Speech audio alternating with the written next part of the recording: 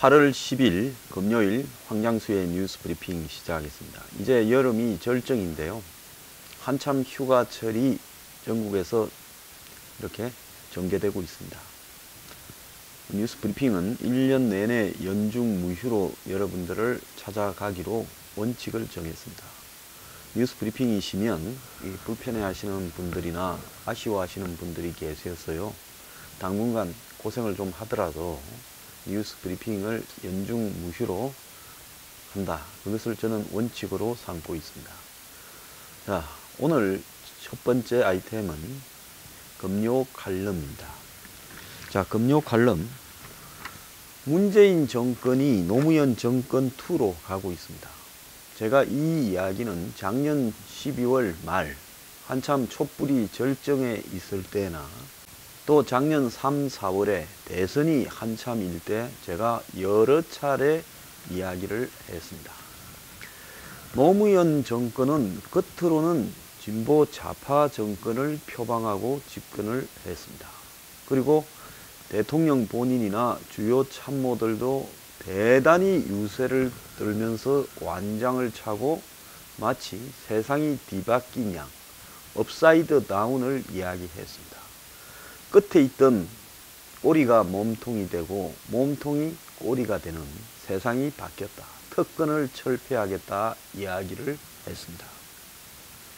자, 문재인 정권은 취임사에서 노무현 전 대통령이 이야기한 내용을 그대로 언급하며 집권을 했습니다.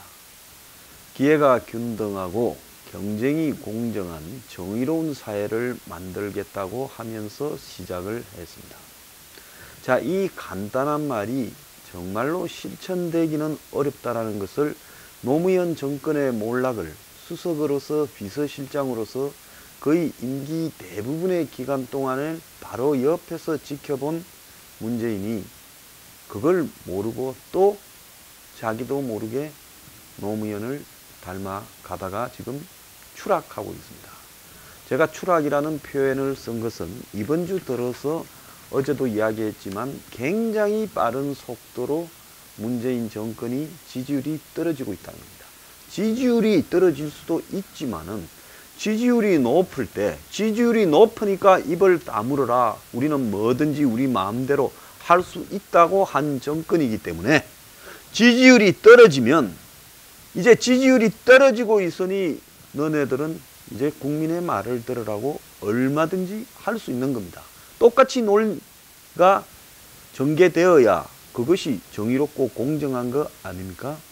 이 정권이 한참 맹위를 떨치던 때 제가 방송국에서 패널 한 명이 하는 이야기를 듣고 어이가 없어서 다투었는데요. 문 정권이 지지율이 80%도 더 나오니까 문 정권은 뭐든지 할 수 있다.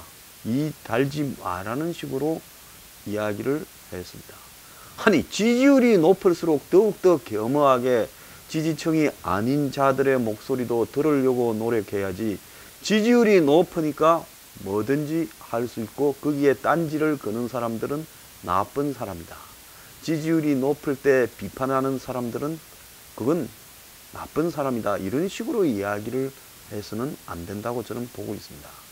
저는 지지율이 높을 때나 지금 추락할 때나 한결같은 입장으로 정권과 권력을 견제하고 있습니다. 제가 견제하는 게 정권과 권력뿐만 아닙니다. 아참 그 문바들 들어올라 하면 대낮에 백주에 당당하게 들어와가지고 집단으로 황장수를 씹어보길 바래요. 왜 새벽에 다 잘 때 설거머니 누가 좌표 찍어주면 떼거지로 들어와가지고 도배를 합니까? 뉴스 브리핑에 문바들이 들어오는 시간이 주로 한밤중이에요. 그리고 한 명이 들어오면 달아서 들어와요. 그래서 제가 그렇게 못마땅합니까? 요즘 좌우에 제가 못마땅해서 죽는 사람들이 많은 것 같아요. 우쪽에도 그런 사람들이 많습니다. 왜? 제가 보수의 기본적인 틀들을 우리가 다시 생각해 봐야 된다. 대기업 재벌, 그리고 더 나아가서 보수 언론, 그리고 더 나아가서 보수 정당들이 구성해 놓은 일종의 커넥션에 그 커넥션에서 만드는 이데올로기를 그것을 마치 보수 서민 대중들이 그대로 따라야 되는 듯 강요하는 것은 옳지 않다는 겁니다. 그럼 보수가 아니고 수구 기득권일 수도 있다는 겁니다. 정말로 보수라는 것은 다수의 서민 대중들, 국민들 대다수가 서민이잖아요. 서민 대중들이 살아가는 방향을 서로 사회적 합의와 그리고 사회적 질서와 틀에 의해서 협상과 논의 과정을 통해서 긍정적인 방향으로 바꾸어 나가는 개혁이 저는 올바른 보수의 모습이라고 보고 있습니다. 그래서 저는 어느 쪽이든 성역 없이 가리지 않고 비판을 합니다. 요즘 기성 언론, 특히 공중파 TV들의 시청률들이 뭐 1에서 3% 이런 식으로 폭락하고 있고, 또 기성 좌파 우파 신문이나 종편들이 시청률이 떨어지는 것은 그들 스스로 반성을 해야 되는 거예요. 누구 탓을 하기보다. 왜? 한마디로 구린 게 많거나 붙어 먹은 게 많아서 할 말을 제대로 하지 않고 맨날 눈치 보면서 이렇게 아부하는 발언들을 일삼다 보니까 대중들이 외면을 하게 된다는 겁니다. 그런데 그 외면하는 대중들을 근본적인 원인이 어디에 있는지를 살펴보지 않고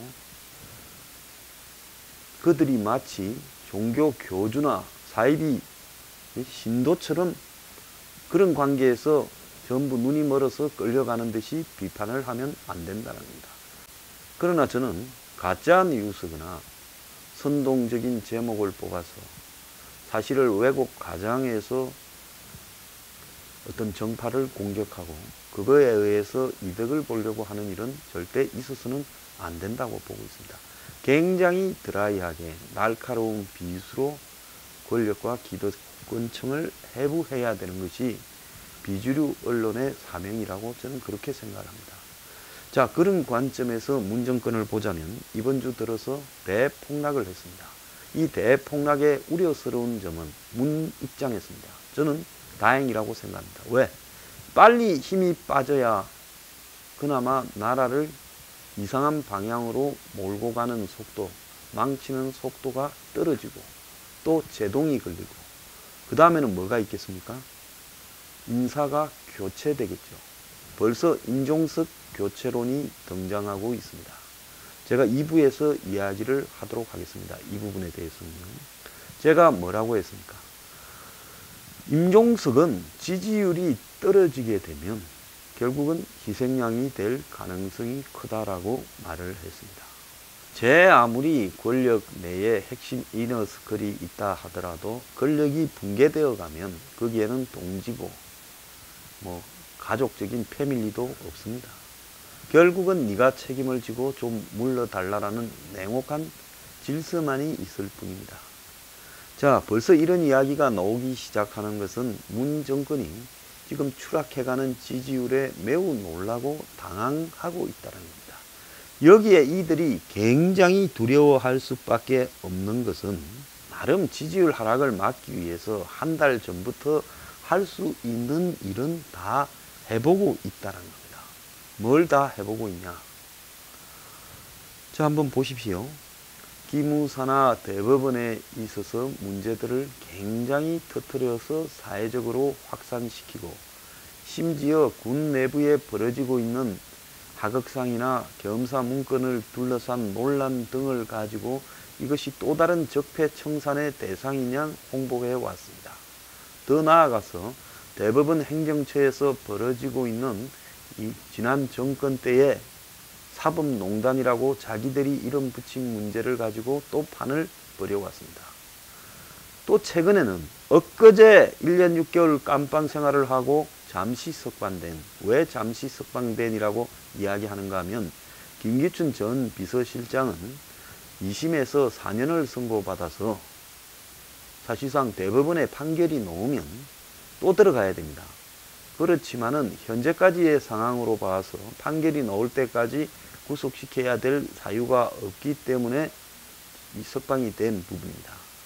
그런데 이 김기춘에 대해서 또 다르게 여러 가지 죄를 엮어서 검찰이 출두하라고 이야기를 하고 있습니다.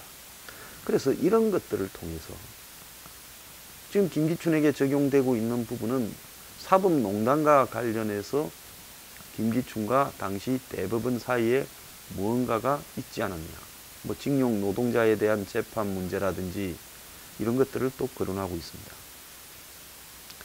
자, 그래서 이 정권이 지지율이 조금 내려갈 때마다 대북시효를 하고 적폐청산 시효를 벌이면서 국민들을 시원하게 만들어서 또 지지율을 올리는 수법을 써왔습니다.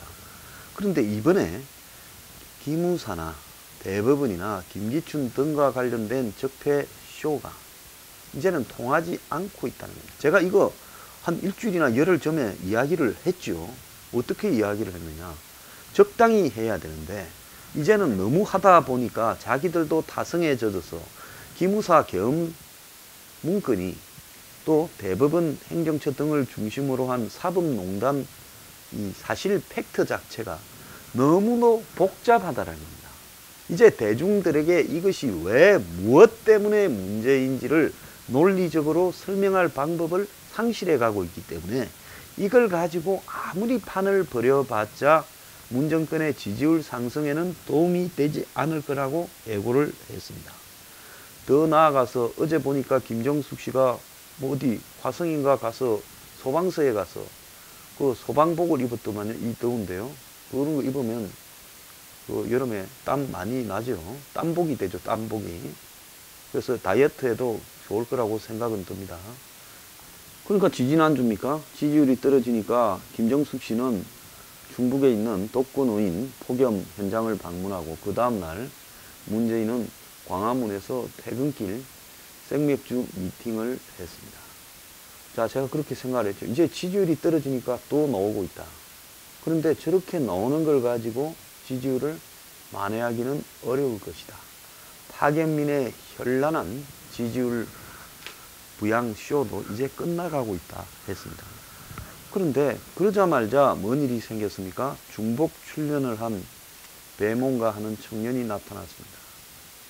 그러면서 전체가 좀 우습게 되어버렸죠. 자, 그리고는 그 다음에 등장한 부분은 삼성과 관련되는 대화해, 김동연의 공장 방문, 그리고 이 구내식당에서 이재용과의 식사. 그런데 그 방문에 있어서 청와대와 김동연 간에 또 싸움이 벌어졌습니다. 이것도 2부에 또 다루겠습니다. 자, 그러면서 스스로가 자신들이 포인트를 만회할 수 있는 찬스를 묵사발로 만들기 시작했습니다. 그리고는 이재용은 엊그제 별도로 180조 투자를 발표했습니다.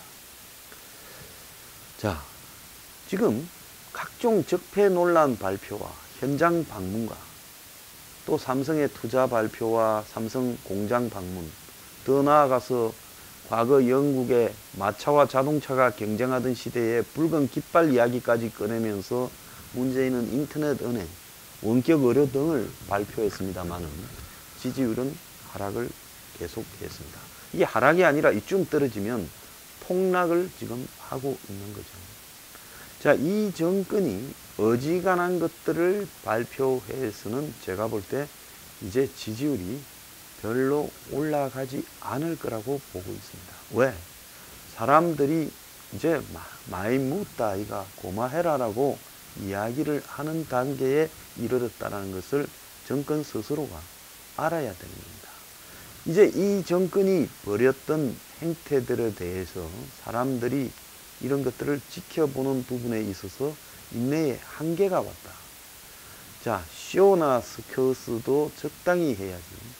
너무 많이 하게 되면 그 다음부터는 엽기적인 행태로 가지 않는 한 대중들이 이걸 보기를 거부합니다. 과거 로마가 제국시대에 접어들면서요, 200년, 300년 시기에 로마 절정의 시기에 로마가 어떻게 제국을 유지했는지 아십니까? 로마 시민들에게 빵과 서커스를 제공했다는 겁니다. 빵과 서커스라는 것이 무엇을 의미합니까? 시민들에게는 식량을 배급하고, 자, 그게 빵이었죠. 그 다음에 시민들이 배부르면 뭘 생각합니까? 쾌락을 생각을 하죠. 그래서 콜로세움을 곳곳에 세워서 당시 로마가 통치하는 영역에는 북아프리카까지 콜로세움이 있었습니다. 심지어 영국에도 로마가 다스리던 지역에는 그런 것들을 지었어요. 지금 프랑스 지역에도 있고 스페인 지역에도 있고 없는 데가 없어요. 그럼 그게 뭘 이야기를 하느냐? 로마의 식민지 영역의 모든 곳에는 콜로세움을 세웠어요. 원형 경기장. 그 안에서 경기를 했다는 겁니다. 뭔 경기를 해요? 다른 박질 경기를 해요? 아닙니다.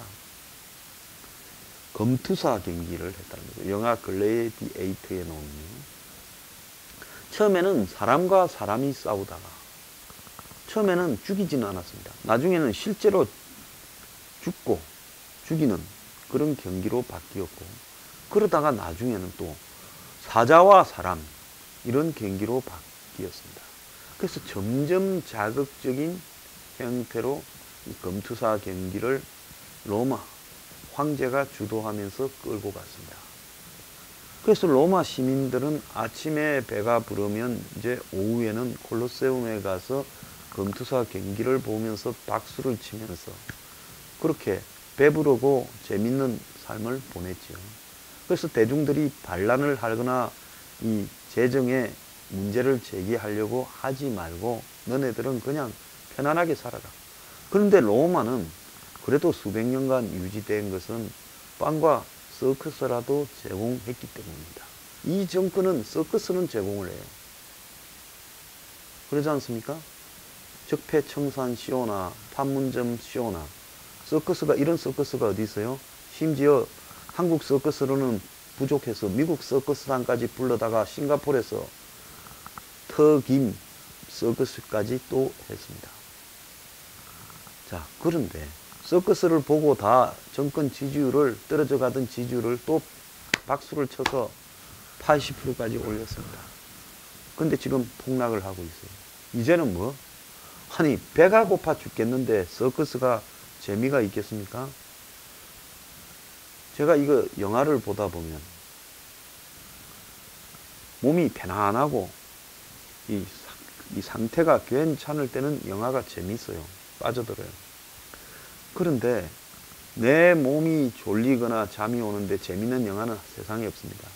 내가 배고픈데 영화를 보면 뭐 하나 먹을까 하는 생각밖에 안 들어요. 그래서 빵 문제를 해결하지 못하고 무사한 정권은 없습니다. 배고픈데 지지가 오래 유지되는 정권은 없습니다. 문제는 배고픈 걸 해결하는 것은 쉽지 않은 문제라는 거죠. 서커스는 누구든지 그냥 무대 위에 올려서 춤을 추라 하면 됩니다. 그런데 빵은 노동을 일구어야 노는, 그야말로 서커스하고는 차원이 다른 문제입니다.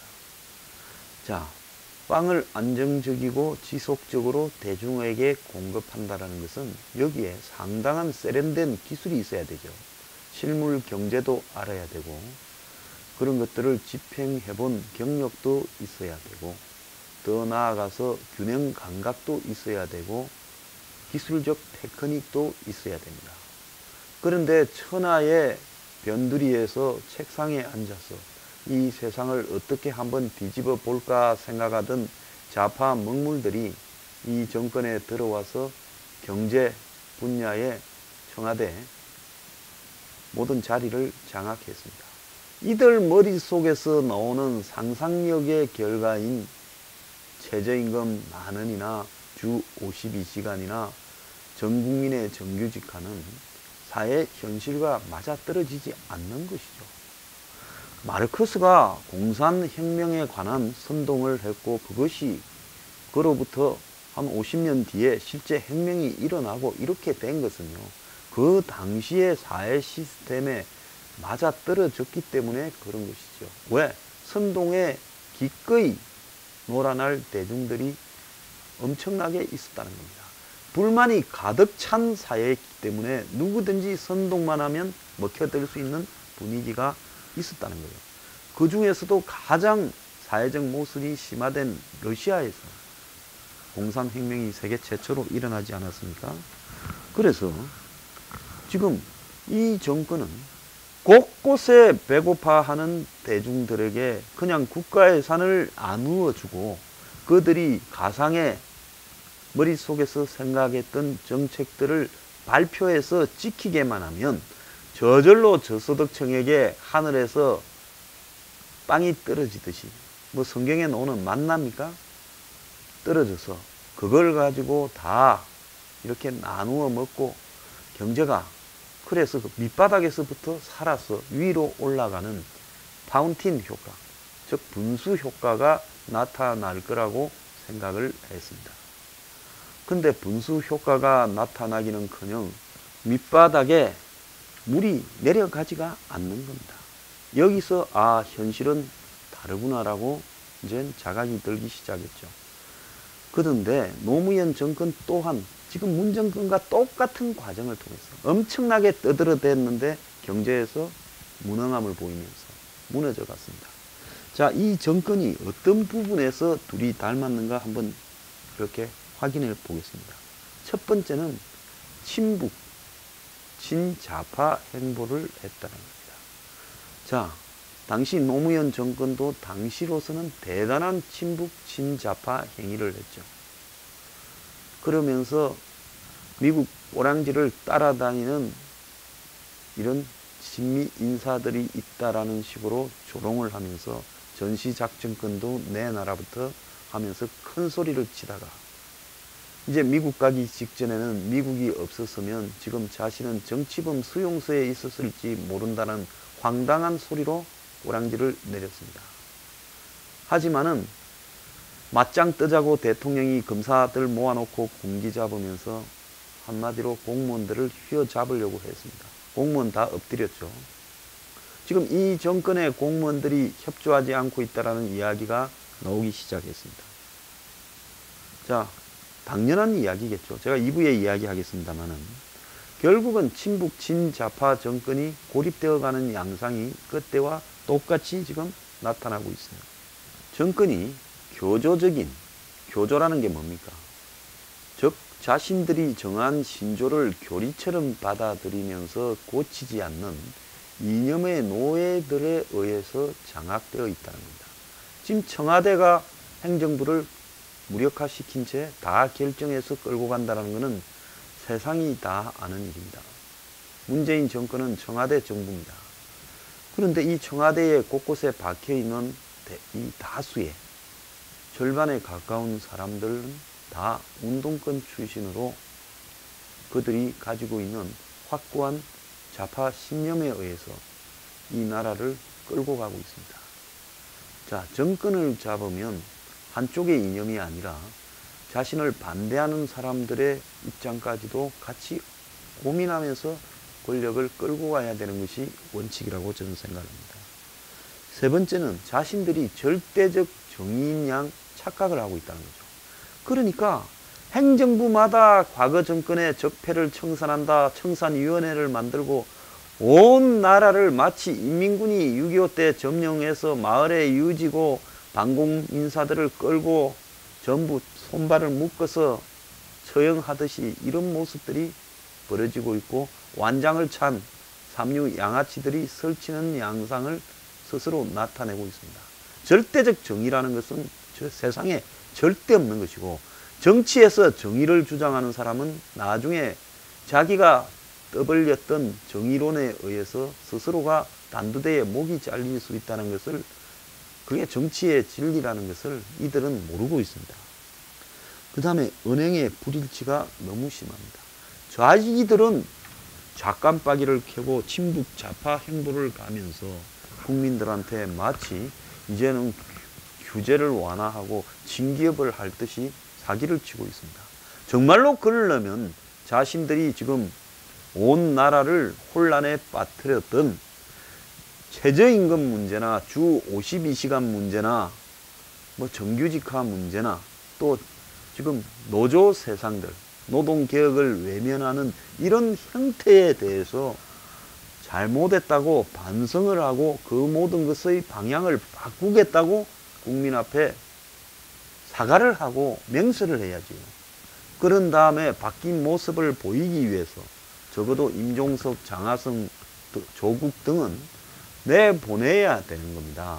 그렇게 하지 않고 얄팍하게 한국당이나 조중동 같은 보수 언론들이 좋아할 먹이 몇 개만 던져주면서 자신들이 우회전했다 하면 그게 뭡니까?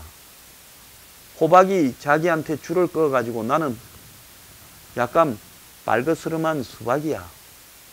늑대가 이렇게 하얀 밀가루를 덮어서고 나 늑대 아니고 양이야, 양. 하는 거하고 똑같습니다. 양두구육이라는 말이 왜 나왔겠습니까? 자, 이 정권이 지금 그런 식으로 얄팍하게 국민들을 속이고 있습니다. 하려면 떳떳하게 우리는 죽어도 좌파다. 친북 좌파 천국을 한번 이루어 보겠다.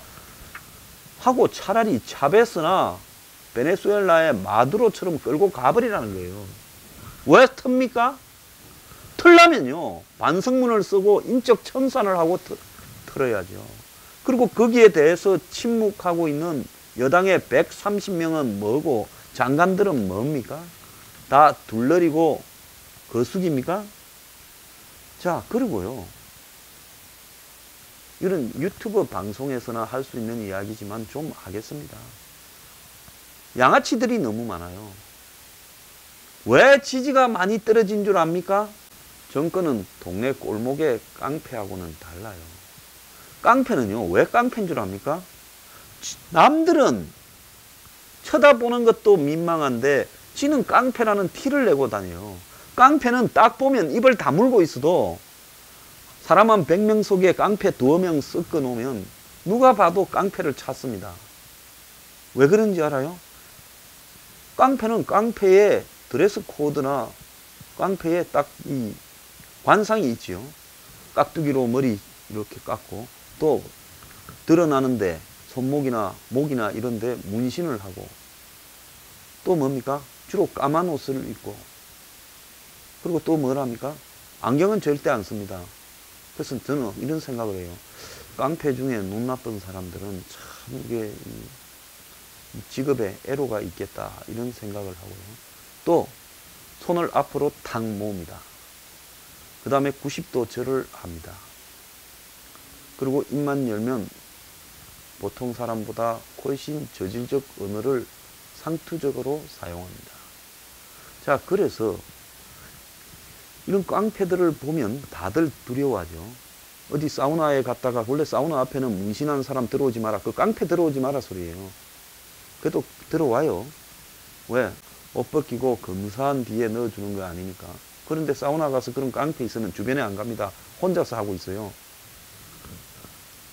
그래서 이렇게 사람들이 다 혐오하는 사람들이 이 정권에서 설쳐서 공중파에 나오고 공중파의 뉴스를 진행한다 하고 더 나아가서 아주 그냥 국방부나 장관 앞에서 설쳐대고 있습니다. 자, 그런 모습들을 보면서요 사람들은 이렇게 생각하죠. 적어도 그런데 등장하는 사람은 그래도 나보다 낫고 남이 인정할 만한 수준의 사람이 해야 적어도 내가 그걸 수긍이나 가는데 이거는 세상의 바닥에서 놀던 친구들이 세상 바뀌었다고 완장을 차니까 옛날에 6.25 때 이 지주 집안이나 큰 대갓집에 머슴하던 사람들이 북한군이 내려왔을 때 완장을 차고 동네에서 설쳐되어서 학살을 많이 했습니다. 자, 그럴 때 완장이라는 것이 상징하는 부분은 깜도 안 되는 것이 세상이 바뀌었다고 설쳐된다는 거예요. 지지율이 떨어질 때는요 이런 기분 나쁜 것들을 보고도 지지율이 많이 떨어집니다. 그 다음에 민생에서요 뭔가는 대중들에게 제대로 된 방향으로 가는 것 같다는 신뢰를 줘야 됩니다. 즉 경제가 지금은 어려워도 이 정권이 애를 쓰고 있으니 하루아침에 어려워진 것도 아니니 우리가 조금만 참으면 경제가 나아지는 긍정적인 방향으로 가고 있다는 확신을 주는 것이 중요합니다. 그 확신은 희망적이어야 되고 더 나아가서 더불어 갈 수 있는 부분이어야 되죠. 그런데 이 정권은 경제에서도 적과 동지를 구분해서요. 최저임금 10,000원을 이렇게 밀어붙이면 거기는 최저임금을 받는 10,000원을 받는 사람은 동지고 최저임금을 줘야 되는 사람은 적이 된다라는 간단한 진리를 외면해 버리고 있습니다. 자, 줄 수 없는데 주게 되면 내가 문을 닫아야 된다라는 간단한 진리를 외면해 버리는 거죠.